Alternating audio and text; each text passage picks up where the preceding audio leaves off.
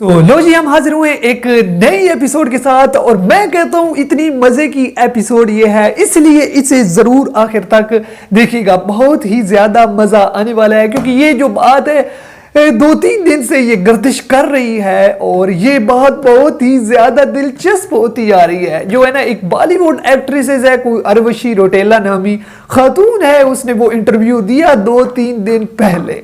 और मैं कहता हूँ यार उसने इंटरव्यू दिया और वो जो है वो तूफान अब बर्पा हो चुका है। मैं आपको शुरू से ये बात बताता हूँ। उसने अपने इंटरव्यू में कहा कि एक क्रिकेटर है मिस्टर आरपी, वो मेरे पीछे जो है वो पड़ा हुआ था और मैं सोई पड़ी थी, 10 घंटे मैं सोई थी, कोई 20 जो है वो कालें लगभग मेरे पास आई थी और मेरे पीछे वो पड़ा है और बड़ा उसने अपना एटीट्यूड अपना बड़ा वो उसने इस तरह का बयान किया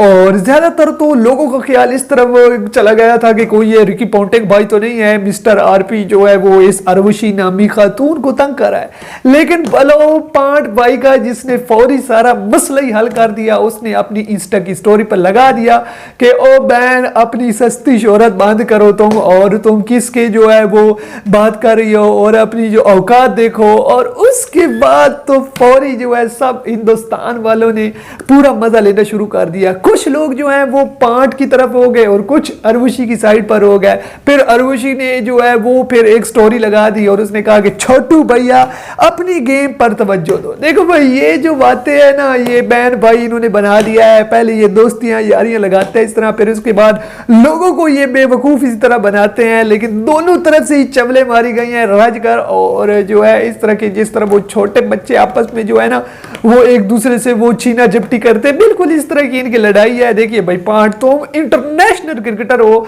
और तुम्हारा जो है वो लेवल भी इसी तरह का होना चाहिए और अगर उसने इस तरह की बात कर भी थी तो तुम चुप हो जाते, बात हवा में जो है वो चली जाती। लेकिन फिर भी आपने जो है वो आपके तन बदन में जो आग लग गई थी और उसके बाद जो है वो फॉर्म में आए थे और उसके बाद जो लड़ाई हुई है और पूरी तरह से हिंदुस्तान के लिए एक जो एंटरटेनमेंट पूरा पैकेज वो लगा। चलो अब देखते हैं कि ये मामला अभी से मिट जाता है या उसके बाद फिर कुछ जो है वो नई बातें फिर नए हमले सामने आते हैं, ये तो आने वाले दिनों में पता चलेगा। और उसके अलावा एक और बात भी बड़ी मजे की है, वो है क्रिकेट से रिलेटेड, वो भी है रोज टेलर भाई जो है उन्होंने जो है अभी हालिया दिनों में अपनी रिटायरमेंट दी है और उसके बाद उस बंदे ने क्या किया है, वो जो सभी क्रिकेटर करते हैं उसने भी वो किया है कि एक अपनी जो है बुक जो है अपनी जिंदगी पर लिख लिया है जिसमें उसने ये बात की है, उसने बात की है कि आईपीएल का एक ऑनर था और मैं राजस्थान की तरफ से खेलता था और उसके बाद जब मैं आउट हुआ तो उसने मुझे मजाकन या जिस तरह के उसने मुझे जो है वो चपेड़े लगानी शुरू कर दी। देखिए भाई